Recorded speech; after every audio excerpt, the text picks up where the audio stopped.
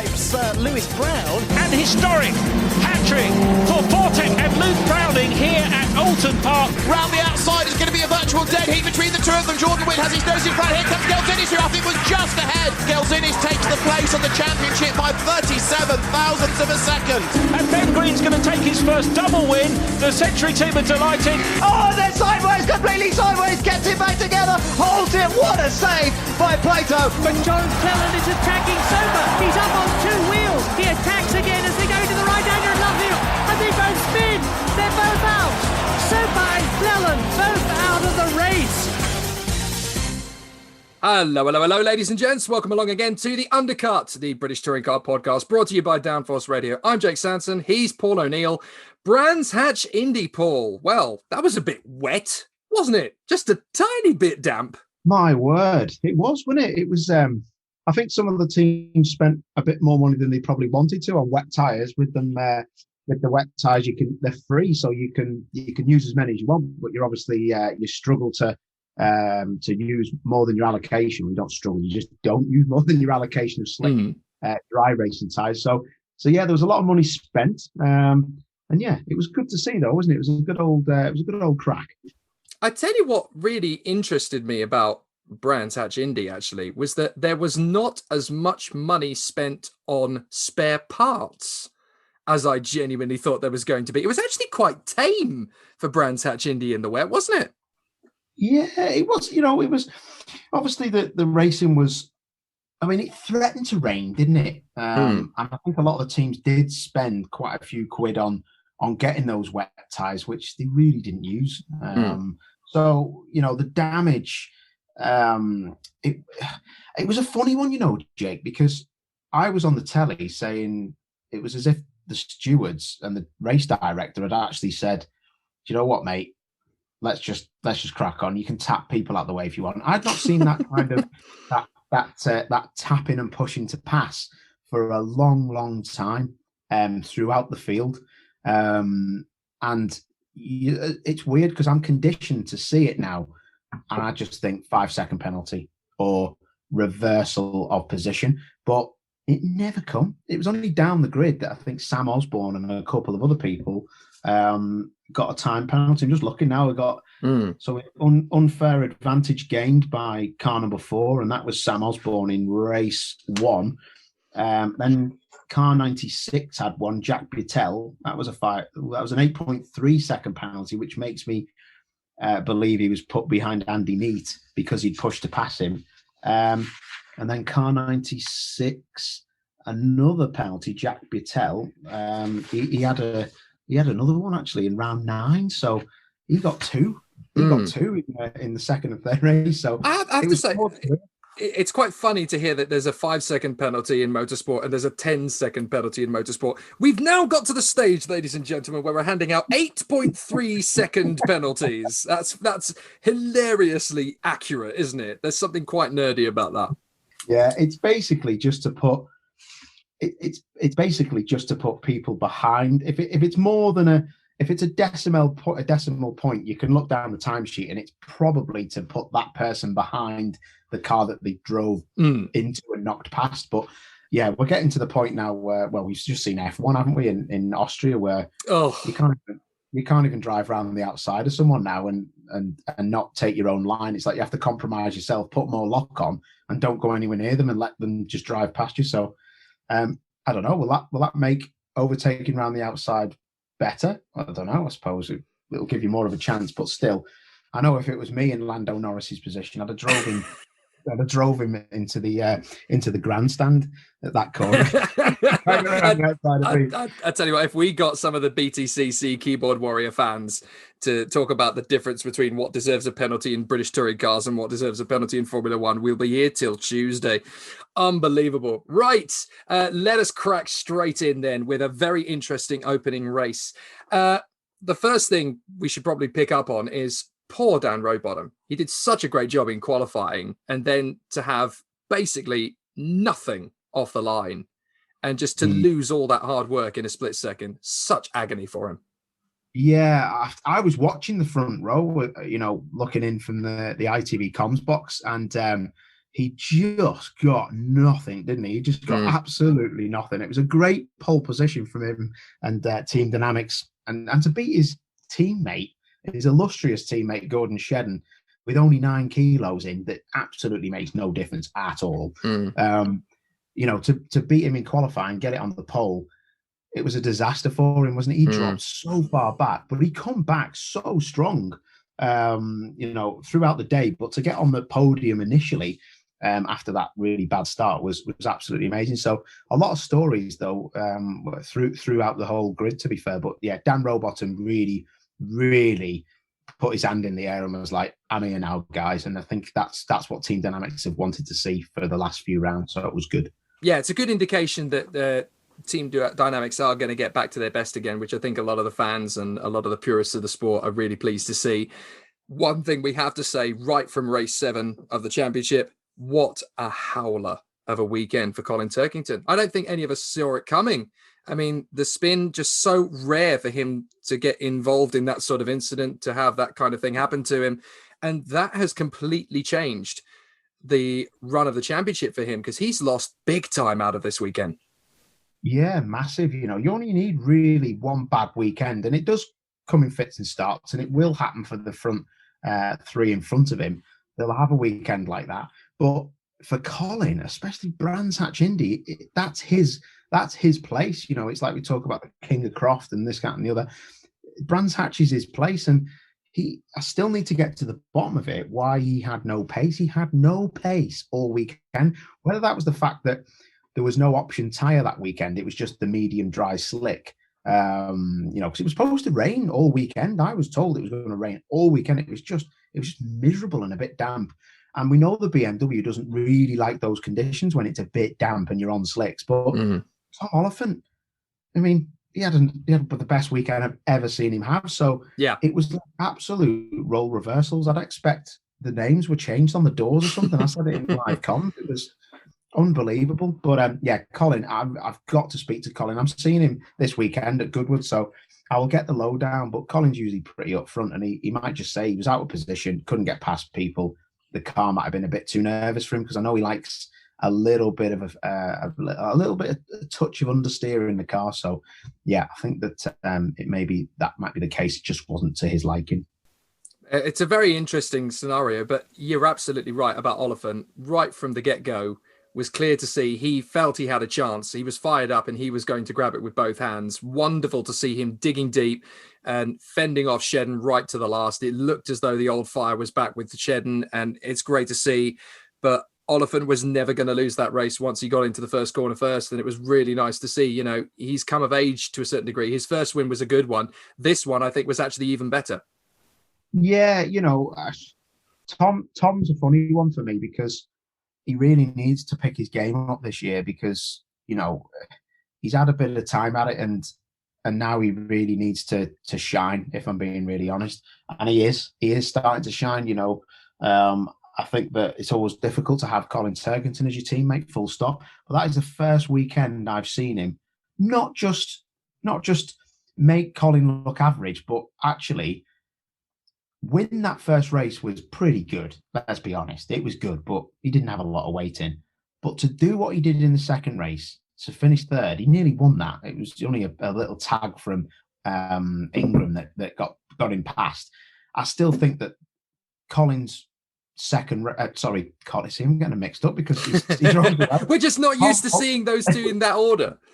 Exactly. Tom Oliphant's second race was one of the best performances I have seen, full stop, because that was 75 kilos of ballast around Brands. That would have been astounding if he'd have won it, and he actually should have won it. It was unfair that he didn't win it, to be honest, but that's racing and that's the way it goes. So I was so impressed by him, mate. He was just unbelievable. I was lost for words. He was brilliant, really, really was. Colin would have struggled to win that race with 75 kilos in it, and really, for me, he should have won that if it wasn't for the tap that he had. Yeah, fascinating and really interesting to see, how he managed to adapt to the changing situations around him. One thing I definitely picked up on, again, in the first of the 3 races, just yet again, Ash Sutton with ballast. How does he do it? Seriously, how does he do it? A 5th place finish in race 1 with what should be, a bus of a car. And he was not that far behind Jake Hill at the flag at all. Just incredible what he's able to do with the car when he's not winning races. Every time he does it. Yeah, and I think that's always been the worry. We know how fast Ash is. We talk about it all the time. That is the worry for everybody else in the paddock, is what he can do with weight in the car. I mean, I don't think it was as prolific as we've seen it before with what he did, because I think that he was, stuck in a few places on the reverse grid. He couldn't really go forward. But I mean, he finished second in that second race, didn't he? And he had a bit of weight taken off after the first race, but still, he can go forward with ballast. Yeah. And the people who go forward with ballast are the ones that are going to win this championship. Like we've said, your Cooks, your Ingrams, your Suttons, your Turkingtons, your Jake Hills as well. They're the ones that are, I can actually see it forming in front of my eyes that it's going to be out of them 5 people. And Tom Oliphant's now made me question, can he stick a running? Because he's got nothing to lose and he's going forward or holding people off with the ballast. So it's all about how you deal with the ballast. And those people I've just mentioned are the best ones at it at the minute. Yeah, absolutely. It's fair to say that the top 6 drivers in the championship coming away from Brands are easily the 6 candidates that you would think they are the best bet for the title.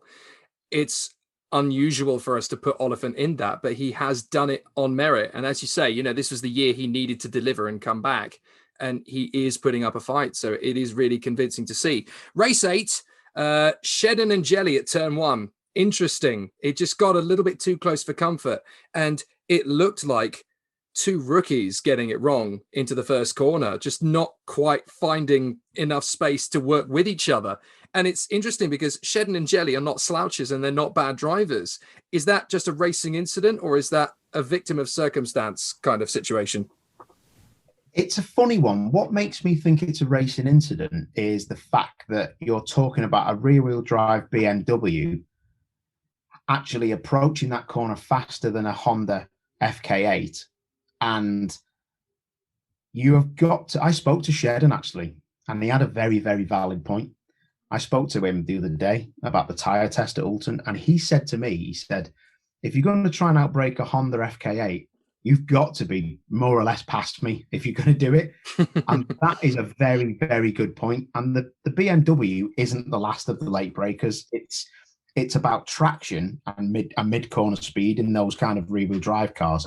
And it's not the best lunger of cars on the brakes. So I think Jelly had every right to have a go. I really do. But at the same time, I think Shedden had every right to think he wouldn't ever be getting past there. And I think at the end of it, it was a bottleneck that went from tarmac to pit exit to grass. And then the grass just caught him out and it took them both out. So I think, for me, it was a bit of well, you'll think about that one again if you try and do something like that. But still, I don't see why Stephen Jelly couldn't try that move. But the Honda is just so good on the brakes. They always have been. Dynamics have this brilliant thing where they can get the maximum out of a touring car on the brakes. And it's all to do with how the front dives and how much the weight comes across the front axle from the rear of the car. They've always been brilliant at it. The FK2 Honda was the same, and the FK8's as good, if not better. So yeah, I think it was that situation that maybe Shedden thought, no one's going to outbreak. Oh, yes, they have tried to, and now he's in my door because I've turned in. So yeah, racing incident, mate.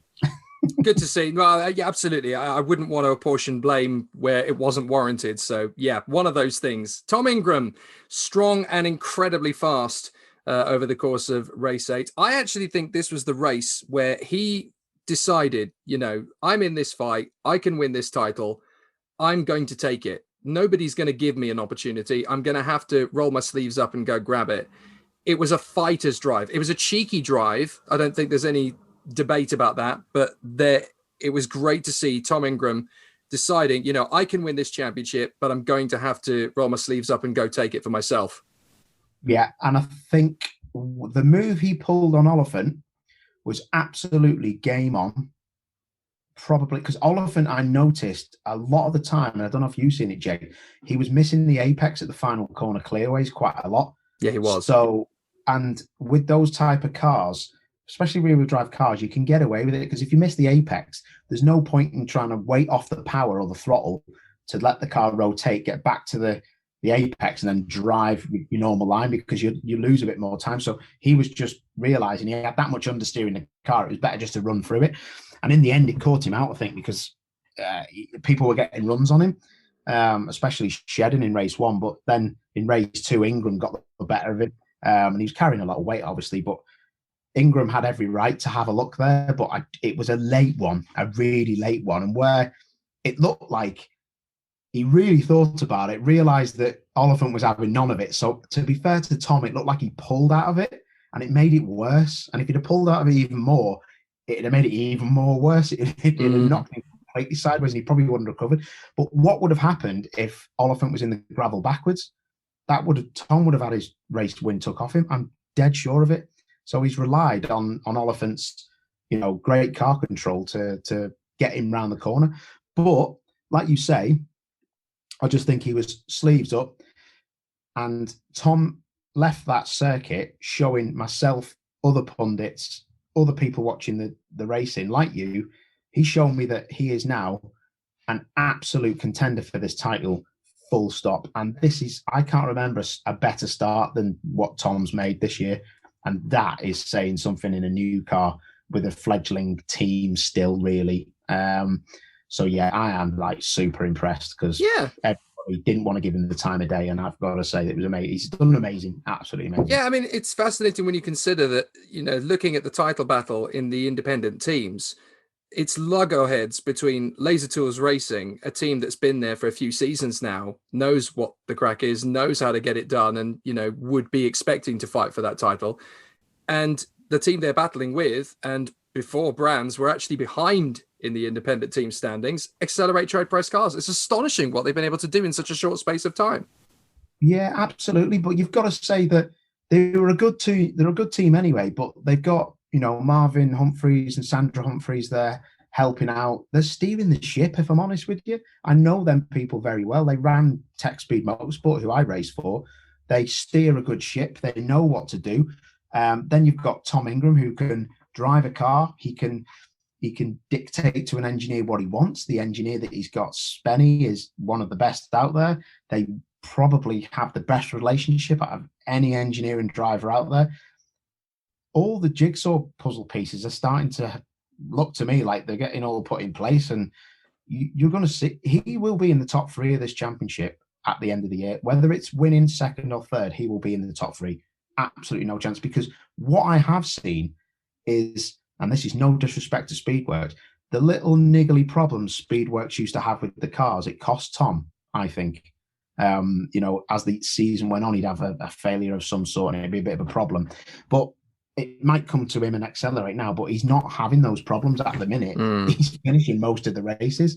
With only really Thruxton, where he got a penalty for being on the grid too long, and that's probably the driver and the engineer's fault for not making a decision on the right tyres and being on the grid too long with in the air on jacks, which is a penalty. So yeah, I just think that they're in the pound seats.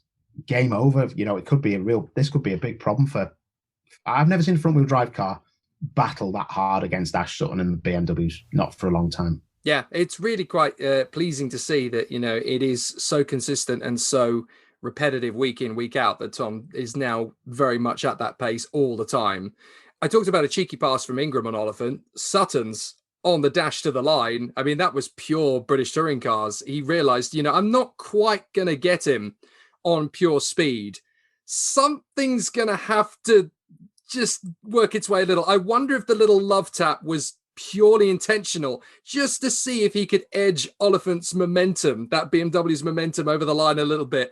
That would not surprise me at all if, a year or so from now, you've got him with a quiet one in the bar. Did you do that on purpose? Yeah, I did. It was so clever, so very cheeky. It was. And, I'm so glad you pointed that out, because not many people watching will understand what he did there. Because what he did was what you just said, and it unsettled the car a touch. But the other side of it is, and it was a typical it was a typical sim racing kind of thing to do, where you can pick up a bit of side draft as well. You know, we're seeing that quite a bit on long straights in saloon car tin tops, where we never knew it because we never did it, but you can actually get a side draft if you get in the right. I know it from cycling that if you're in the right position, you can actually pick a pocket of air that doesn't exist anymore because the car's driving through. You can actually get there, and it can pull you along. And I think he tapped him, unsettled it, and then the rest of it was down to the side draft, which I've seen in World Touring cars with Rob Huff especially. So, you know, Sutton is just too switched on these days. I mean, everyone's just, forget everyone else in the championship. Tom Ingram just needs to look at Sutton and go, he's the one we got to beat. There's no one else that's going to win it, in my eyes, to be honest. Absolutely. Speaking of title contenders, it was a bit of a roller coaster between round 7 and round 8 for Jake Hill. Did a brilliant job in the opening race to get P4, DNF in race 2. And as you said, you know, it's so important not to have these incidents, not to have these difficulties, but to essentially be, you know, 27th. It's effectively a DNF, isn't it? It's a non-score at this stage when the championship battle's heating up. You don't want to be getting into those situations. It's a real difficulty in terms of a low position at a very critical time. Yeah, of course. And, you know, it was very similar to what happened to him at Snetterton in my eyes. He qualified amazingly with the weight, unbelievable qualifying for him at Brands again, like Snetterton. Then he had an unbelievable race 1, and then he had a failure in race 2. And I think it was a front left tyre that actually let him down. Yeah.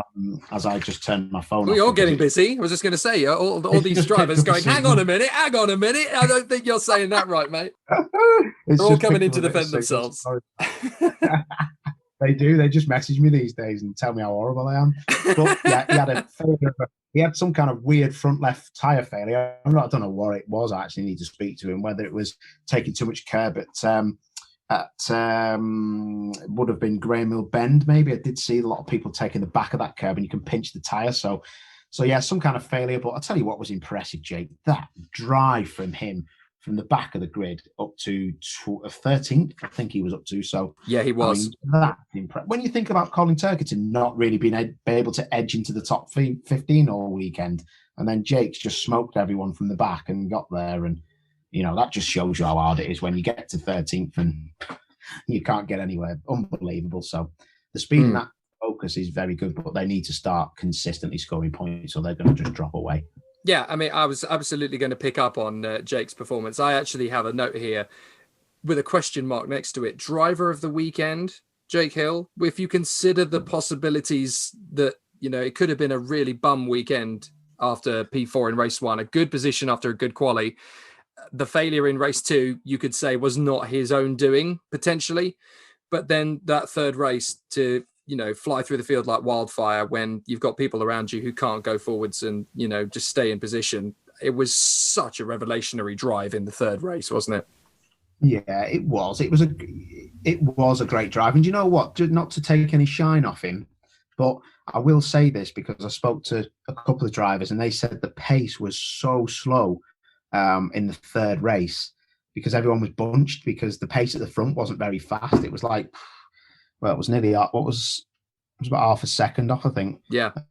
About what they did. There was only Rory Butcher in the 48s in that race, but yeah, it did bunch people up. But you still got to get past them, to be fair. And Jake is one of the best, and he always excels when it's a bit cold and it's a bit damp and the tires are not up to temperature and you're second guessing the car. He's the guy for that. So for me, yeah, the driver of the day is between Jake Hill and Tom Oliphant, to be fair, for them first 2 race performances. But yeah, Jake is like, I just hope that these little things don't cost him because he deserves to have a shot at the title when we get to Brands Hatch GP at the end of the year, if I'm being perfectly honest. But he's just Mark Blundell, Motorsport, Motorbase. There was no one else that could get put in that car. I mean, it would have been a tragedy because it just shows what he can do. But when we get to Oulton, you watch him fly, mate. He will be right up there. If he doesn't have any problems, he's going to be the boy. I'll tell you that now. Yeah, I'm looking forward to seeing how he goes there. Race 9, a very interesting one, actually, because we always expect race 3 to give us loads and loads of drama, loads and loads of suspense, loads of chaos. And other than a wayward front bonnet for Ollie Jackson and a couple of drivers sliding sideways on lap 2, there wasn't actually a massive amount of chaos in race 3 at Brands Hatch Indy. It was almost underwhelming. It actually wasn't it? Because there was only Ollie Jackson that I can remember who was, well, he's not classified, so he had the bonnet problem. But then you had Nicholas Hamilton. I remember he come in the pits a couple of times, I think, with a problem. But apart from that, like you say, there was a few little slips and slides with no rear axle grip. But apart from that, it was just kind of like Adam Morgan in the 3 Series. So good to see Sicily and BMW's not satellite team, but customer team take the win with Adam, because they're not having they're having a bit of a stop-start, aren't they? Season. But it was another signal to Tom Chilton that you need to really crack on here, mate, and get this car going, because even though that's on a reverse grid, Adam was in position in the 12th place in the round before to get that pole and to convert it. So yeah, but apart from that, it was a bit of a damp squib, wasn't it? But Jake, I will say, one of the people that really ran under the radar all weekend, but I hope it shows him that you can still be within shot of the title if you do this, was Josh Cook. Yes. He had a 5th in the last race. And then apart from that, he had a 5th in the second race. And he was kind of not nowhere. He was 9th in the first race, so 9th and 2 5ths. And solid points, though. Yeah, solid points. Knew he didn't have the best car, qualified out of position, but didn't panic and didn't do anything silly and got the points. And he's still there, isn't he, in 3rd place? So, that kind of mature driving all weekend will get you, a shot at the title at the end of the year, because you don't need to have won the title by weekend 9. You need to be there at weekend 9, leaving to go to Brands Hatch GP with a shot, because it's a bit of a lottery after that, isn't it? Yeah, absolutely right. And yeah, Josh did a very solid, consistent job all weekend. Being in that top 10 in all 3 races is very hard to achieve, especially on a circuit like Brands Hatch Indy when anything can happen. So yeah, Josh he's been really impressing me all the way through this season. He's looked like a title contender from the outset, which is really nice to see. And the team have obviously, got their ducks in a row at BTC Racing. He genuinely looks like the full package now, which is great. Adam Morgan, great to see him do such a good job for the victory. Second for Jack Goff. That's got to get a little bit of a stress relief out of the way for them, because they had a really tricky start to the year. Jack was still solid and consistent with finishes, but they weren't getting the results they wanted. That's going to give them a real kick in confidence now. Yeah, but Jake, what did we say? We were chatting about it, weren't we? So when we were doing Driveway to Hell on my YouTube thing, we were chatting about it. You said, like, who do you think for a top 10 or a good weekend? Or if I just said, listen, reverse grid, Jack Goff. And the only reason I said it, mate, is because I believed that he's just been kicking about, minding his own business around the top 10. The balls haven't fell for him, if you know what I mean, when he's been pulling reverse grids. And this one fell for him. And luckily enough, we said, I think that Team Hard will have a good car that weekend. And if he's there, he'll get a pole or a reverse grid or whatever. He could have won that race. A little bit more rain, he would have won that race. And it was a great weekend for him. And I used your stat in the live comms on the run up to race 3. I said, he's the only other driver now, because there was Ash Sutton, Jack Goff, and someone else who'd scored in all. I'm trying to think who the third person was. I think it was actually, I thought it was Josh Cook, but it's not. There was 3 drivers. I think the other one would have been, there was Turkington, Sutton, and Goff. Ah, yes, that was it. Just those 3. Sutton, Goff. Turkington dropped out of that, and now it is only Sutton and Goff. Yeah. Sutton and Goff. And I've used that stat with Steve Ryder on the telly because you told it me, and I kind of didn't know about it because you're better with numbers than me, and you went probably private school, you posho. Oh, that one's going straight in the bank. Excellent. But yeah, I just thought it was amazing, and he did great. Team Hard did great. they've got this 2-day tyre test that's happening today and tomorrow, which is Tuesday, Wednesday. And they are going to be on a roll because that is what they needed. They got a great result, and they're now going to have a load of data and information at Oulton Park for this Goodyear tyre test. We're actually going to drop in a little bit of a cheeky sneaky, because we're actually recording this, on a Tuesday. We'll be ready for you listening tomorrow on a Wednesday. Tom Ingram, fresh out of the blocks as the fastest in the wet at Oulton Park in the tyre test and the first free practice session. Jake Hill second, Gordon Shedden third. Interesting, fresh out of the blocks, and those three are already finding the pace. Where is Ash Sutton? Way back in 13th. Tom Chilton 14th, quicker than Oliphant, Morgan and Jelly. So maybe there's something there.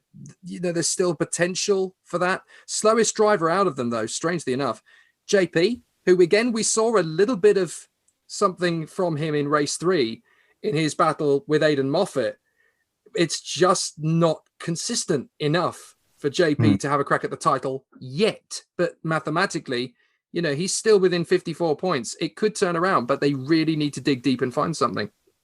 Yeah, it was a good result that actually for him, wasn't it, in that race 3, JP? But I just think that ship sailed now. And I love PMR and I love Adam Weaver and Simon McNally who work for them. But I honestly, just by looking at the cars, it just... That car at the minute it looks like a fantastically capable top 10 car, but you can't just have a capable top 10 car to win the title. It needs to be a top 6 car a lot of the time, because otherwise you're going to be nowhere.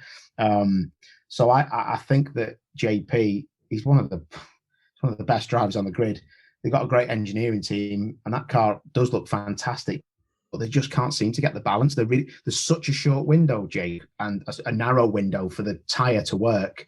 And it just looks like they're near it, but they just haven't got it. And I think Thruxton, for the first round, where he was absolutely amazing, was a lot of JP. And there was a lot of people that day that kind of, they didn't really show their true potential because it was such a weird weekend with the weather and the track. It's a track that you'll never go to. And it'll never replicate like Silverstone or any other track. There's nothing like it that we go to. So yeah, they've got a lot of work to do, mate, but they work hard. I know that, speaking to Dan Lloyd, they work very, very hard on Zoom calls, engineering conferences, so that they will get better, but I think the ship might have sailed now, mate. It's an interesting point, an interesting assessment. One of the other guys I wanted to pick up on, obviously, from the start of the season, because it is a news story within BTCC 2021, is your man over at Team Hard, Glyn Geddy, who is now not going to be racing with them for the rest of the year for what we hear. He's taking a step back, which is unfortunate. I mean, Glyn Geddy is not a slouch. He was one of the top drivers in British GT. He actually won the title in 2011, so it's not like he's a poor racing driver at all. He's obviously had his stint with United Autosports back in 2014, came back in with AMD for a few races in 2018 and was with them again with RCIB Insurance, technically speaking, in 2020, back with Team Hard this year, but it just hasn't worked for some reason. And I don't know whether it's a financial problem or whether it's a motivation problem for Glyn Geddy, whatever it might be, but it's just unfortunate that he appears to be feeling it's time to step away. Yeah, I think that he's got a few things going on. I think Glyn, family life, nothing like that is going to pull you out of the championship. Let's be honest. But he has got other things that have come to light, I think, and he, we don't know what these boys and girls, get up to. To be honest, I know all the drivers and I know what's going on really, but I'll be honest, I don't know Glyn that well, and I think a few things have changed personally from him, from what I've heard. But it's not just that. I think that he's probably lost a bit of motivation to do it. He had that crash at Thruxton with Andy Neat and a few other people that caused a lot of damage. You only need a car to not feel brilliant, and you're on the back foot as well, so you just kind of throw the towel in. You never know what's going on. You look at Glyn, you look at how he drives, you've seen what he's done. He's not one of them people who's just going to throw the towel in, so there could be more to it. You just wouldn't know without going there and speaking to Tony Gillam and being off the record with him. You'd never know what's gone on. So I think we just got to close the book on that one and hope that someone comes in that's going to do the business and is going to show, the team that they want to really be there, and hopefully the car is good enough for them. So So yeah, we'll see. You might not, you might find out there was an inherent problem with that particular chassis or whatever. There's just loads of different things. I've been there, mate. And you come away from the thing, why have I just lost like 14 seconds overnight? Why am I so bad all of a sudden? And it can be the car, or you can just be doing something that just doesn't work with the car. So it could be anything. Yeah. Another good story out of Brands Hatch actually was the revival and the return to the front end of the field of Senna Proctor, banging in 3 good point scoring finishes there, which actually puts him into the top 20 into the championship now, ahead of Tom Chilton and Aaron Taylor-Smith. Rather unfortunate for their ego, I guess. But it's good to see that, you've got Senna Proctor, who's come straight back into the BTC racing car, and he's there to prove a point, and he's there on merit. Yeah, exactly. And I'm glad you mentioned him, because Sen is someone I think that he's shown how really amazing he was when he was at PMR in that Astra. And then he went up against Sutton, lost a bit of momentum, and then got it back at Knockhill, I remember, because he is pretty good around Knockhill. It's the only time I've seen somebody really give Ash Sutton a proper run, like recently. So Sen is good, but remember, he had to hold around that success ballast that you're given as a late entry to the championship at Snetterton. So it was kind of a write-off that, to be fair. He couldn't really make places up, and he was learning the car. But he did a sterling job, didn't he? He was 6th in that last week, at that last race at Brands Hatch. And that is a good effort, that is. And he was, on par with Cookie, to be fair. He was actually faster than him by half a tenth. So over the lap, and he only finished, a few tenths behind him. So you can't like scoff at that. He's there. And the good thing about this is it's where then you can't win the championship as a 1-car team. And I know they've got 3 cars, but Jade at the minute is not there to back Cookie up. But Senna probably is looking like he could now. Do you know what I mean? So Jade will get quicker, but it might be a bit too late to help Cookie. So Sen will know that he has to be there to help out, because he's not going to win the championship because he missed the first round, to be fair. He ain't going to get a run together now. It's just too late. Yeah, no, that's fair enough. So looking at the championship as it stands, Ash Sutton on 116, Tom Ingram just 3 back on 113. Those two definitely starting to get a tiny gap now over Josh Cook on 90. Turks down to 4th place, Colin Turkington on 77. Jake Hill and Tom Oliphant still banging in good points in the top 6, 73 and 72 respectively. Robo finally starting to get some good results and good points in now. That puts him up to 7th on 66. Jason Plato still there or thereabouts, 62. Jack Goff now scoring big, puts him on 61. And Rory Butcher's reasonable form and 3 points finishes this time keeps him in the top 10, just a point ahead of race 3 winner Adam Morgan. So lots still to do, lots still to talk about. Good to see Shedden and Moffat both picking up podiums at the weekend as well. That keeps them on the outer fringes of the top 10. I'm aware of the fact that we have got to this stage in the TOCA season and we haven't spoken much about the support championships, which is obviously your bread and butter at the weekend in terms of commentary. So we should really pick up on that.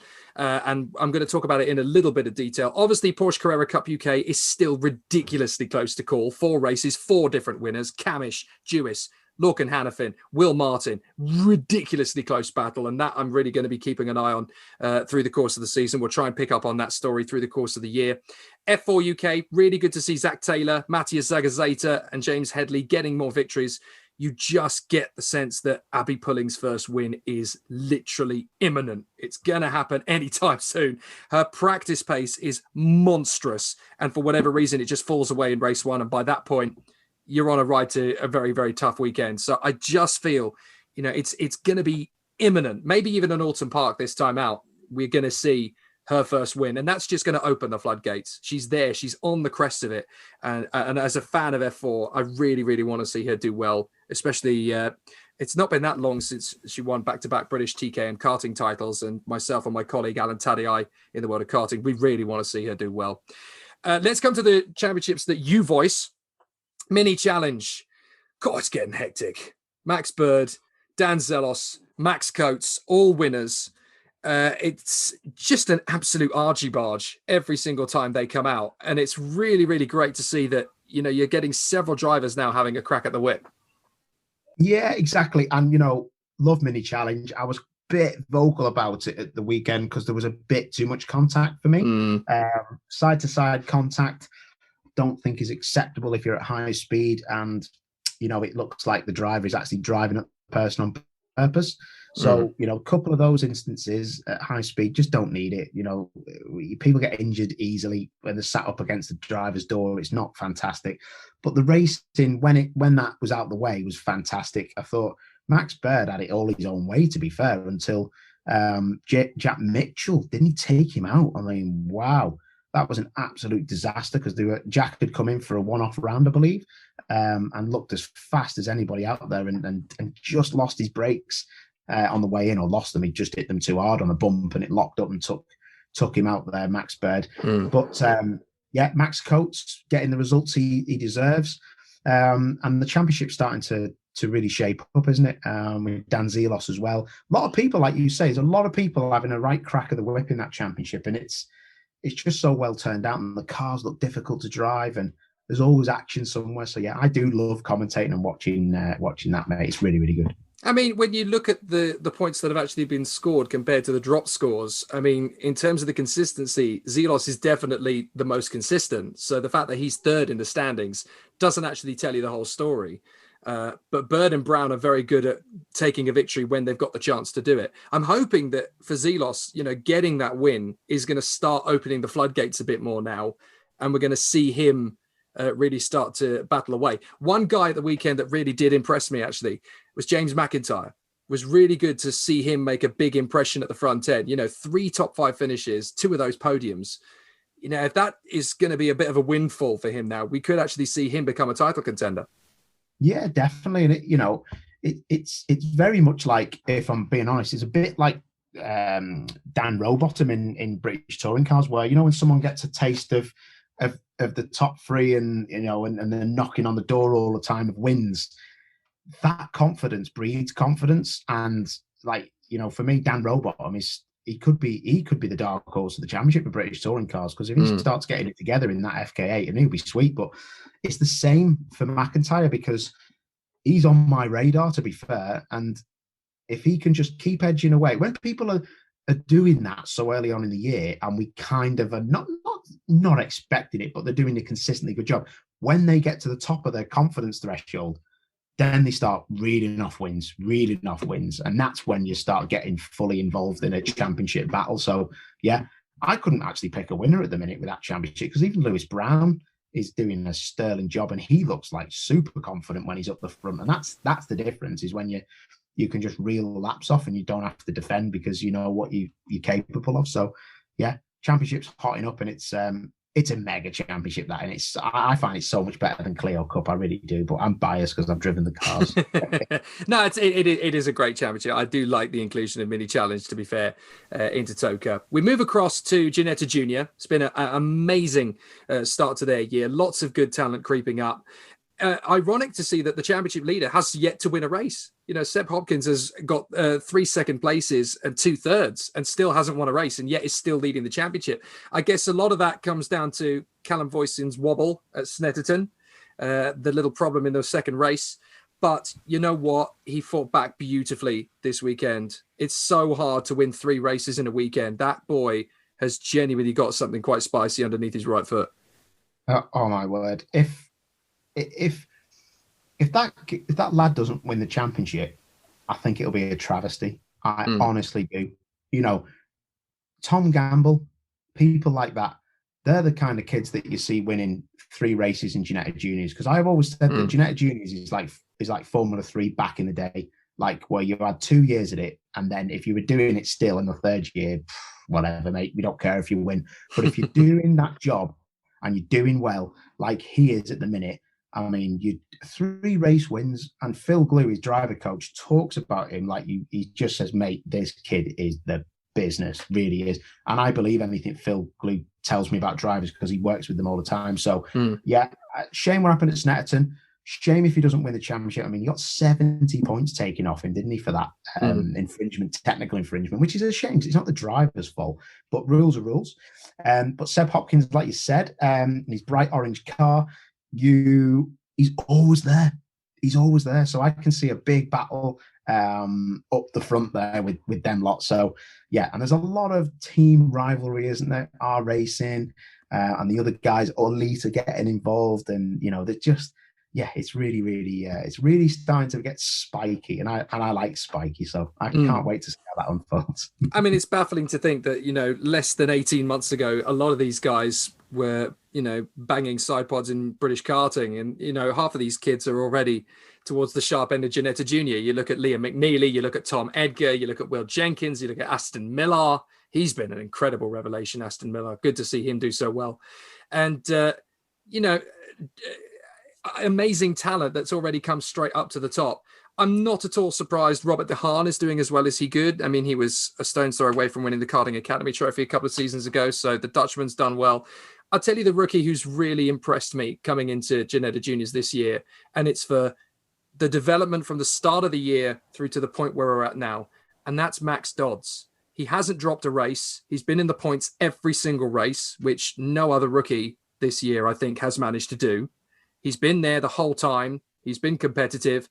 He's been on his A game, and he's just getting faster and faster all the time. He'll be winning races by the time we get to Silverstone, I reckon.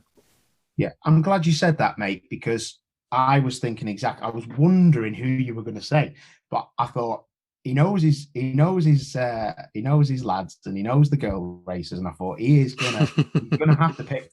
He's gonna have to pick the Dodds, because I know Ollie Dodds, his dad, who was a good racer himself. But that's the good thing, is I think his dad has not been too involved in the juniors.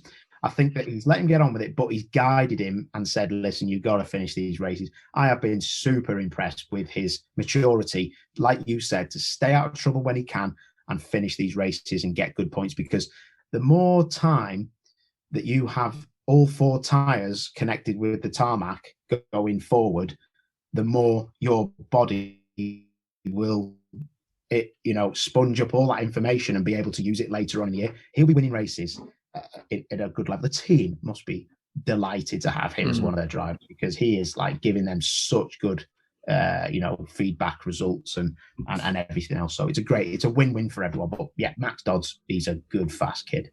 Yeah, looking forward to seeing what Ginetta Juniors gives us for the remainder of 2021. Let's look at Super Cup, because Ginetta Super Cup, this is an absolute open house title fight. You've got Adam Smalley, Tom Hibbert and Tom Emerson, who are all banging in the points now across both weekends. But we've had 6 races, and in the last 4 races, we've had 4 different winners. Josh Radican, Carlita Morocco, Adam Smalley, Tom Hibbert. You know, this is such an open championship. Smalley was the quickest man out of the blocks in qualifying at Snetterton.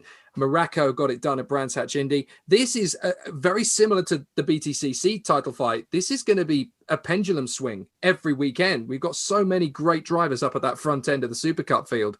It's tough to know who's going to have the upper hand for the majority of the season. Yeah, exactly. And, you know, I am out of them people you spoke about then, every single one of them deserves to win that title, because they've all got a story, and they've all got a great story. Carlito Morocco, for me, I love the kid to bits. He is, if you ever had a son, you'd want him as your son. He's a decent individual. His family are lovely.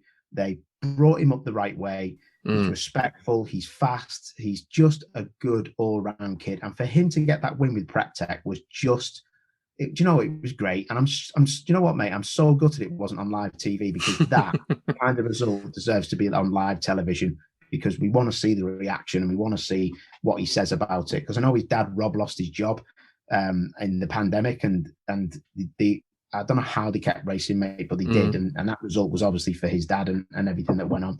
Adam Smalley didn't have a race seat. It was 6 weekends before the start of the year. He emailed and linked in every sponsor that he could find, trying to get a new partner. He had a new sponsor that latched on. He's given him great coverage. He's super fast. He's amazingly good. And if I had to put my house on it and you didn't give me a choice, I'd say it was going to be Adam Smalley's title, because I just think the kid's the best all-rounder in the best team with the most not money but experience, let's say, of being up the front. So all sorts going on. Well, like you say, God, Emson, Ratican, just all of them Hibbert, it's just great. And even in the other classes like Colin White and Carl Garnett, it's the strongest I've ever seen the GT4 Super Cup. And I love it as much as juniors now, because I didn't used to really think it was that much cop. I was like, well, there's not enough drivers in it. And I was like, oh, well, let's see. The racing was good up the front, but there was nothing else. For me now, it's got depth and it's just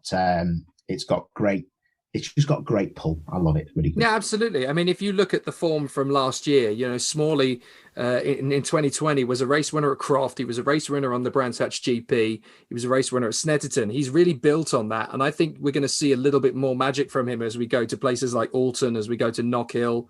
By the time we get to Donington, he could already have a sizable advantage over Hibbert and Emson. I think for people like Tom Emson, he really needs to start banging in some victories. He's only 17 points back from Smalley, but if you give that kid an inch, he's going to take a mile. Yeah, exactly that. And he's definitely one to speak about. I think he's got a great story as well. He could have gone about the race in all the wrong way, but he's tried to do his apprenticeship. He's done it the right way. He's listened to people. And when you're that confident about what you can do, but you can still listen to people and take their advice and do your apprenticeship properly, he's done it. And now he's reaping the rewards of it. So it's great to see. It's excellent stuff. It's good that we get the opportunity. We will, of course, continue over the course of the year to dip in and out of the support races. It's very important. As you say, we don't quite have live coverage of everything for the support races, which is unfortunate, but we're going to try and at least pick up on how things are currently going. Over at Alton Park, I noticed that over at Alton Park, they have literally just waved the checkered flag for the second free practice session. Shall we have a shifty? Senna Proctor, fastest, 0.07 quicker than Shedden. Robo is there in third place. Rowbottom ahead of Goff. Jake Hill, P5, up in the top end again. Smiley, almost unheard of this season, but Smiley is right up there in P6. Ash Sutton still strong towards the front, 7/10 away from Proctor's fastest time. Dan Lloyd, Sam Smelt, Aidan Moffat. Problems for Oliphant, not really getting the pace together in this second session. Ingram way down 24th. They look like they had mechanical problems of some kind. So interesting that they're ironing out the kinks, but that tells me, the BTC Racing package still very strong. Shedden still motivated and fired up. That first win back, that could be as early as Alton Park, couldn't it? I'd say it will be Alton Park, to be honest. Yeah, I can't see. You've got to say Shedden running with 12th place, zero ballast. He'll have nothing in the car. Yeah. But the only thing is, I'll say, Jake, is that when it's a tyre test, they'll be running to different programs. Some of them might be running on different compounds, but that doesn't really change how you get round a corner flat out, and the cream rises to the top no matter what. I'll tell you this for nothing. I'll tell you, Jack Goff will not be running the same amount of ballast as Shedden, Sutton, the BMWs, Tom Ingram. They'll be running on 75 kilos. Not just to give, not just to not let the other teams have a sniff of what they're up to, but just to make sure that they can get the right setup on the car for when it's really hot under there, maybe, and also when they're expecting to have the car full of ballast because they've done so well. So yeah, the ones that are the big names that are at the front, that's the ones who are going to be up there. And Shedden, no doubt, will win a race that weekend. No doubt. I'll stick him on the pole now. Now. There you go. You heard it here first. Gordon Shedden, if he gets pole position at qualifying at Alton Park, it was all Paul O'Neill's idea. There you go. All sorted. You're going to be jetting off to Goodwood for the Festival of Speed this week. Oh, that's a bit of a nice gig. What are you going to be up to? What are you going to be doing? You're well jealous, actually, aren't you? I am, yeah. Do love me Goodwood. Do love me Goodwood. You know what? I'll tell you something, Jake. So when I was a kid, mate, I spent all of my summers down here. So I've got family in Hurstpier Point, and it's not that far from here. So every time I come down, we couldn't afford to go because my mum was in and out of the NHS, being receptionist, and my dad was a taxi driver. So they saved and saved and saved to take me everywhere, and my sister as well. But every time I come down here, mate, there was always posters up for the Goodwood Festival of Speed. And can you imagine a Paul O'Neill in 1993 who's watched itching to go. And my mum and dad said, we'll take you anywhere you want, but we just can't afford to take you there. And I still think that it's just a bit too pricey for, someone who's got the background that I've had. And I know that business, but I'll probably get a roast in for it, but I just think it's a bit too pricey for general public who it's supply and demand, isn't it? It'll be full. But for me to work on it now and to exclusively tell you that I'll be launching the 2 Series BMW as a world premiere, to have that job is just I've got to interview the Duke of Richmond, and Lord March as well. I'm going to speak to those 2 guys. Unbelievable, mate. So yeah, I'm very fortunate. I'm going to be doing some runs up the hill with Colin Turkington in the new 2 Series 240i, and I'm going to be manning the stand at BMW as well. So I'm going to be very busy.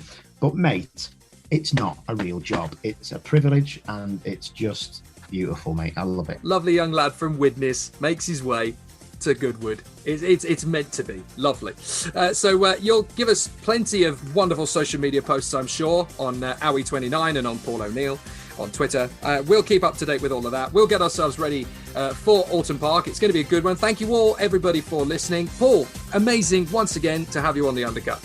Perfect. Top job, Jake. And I'll see everybody later. Remember, Gordon Shedden for the pole at Alton. You heard it here first. See you soon, folks.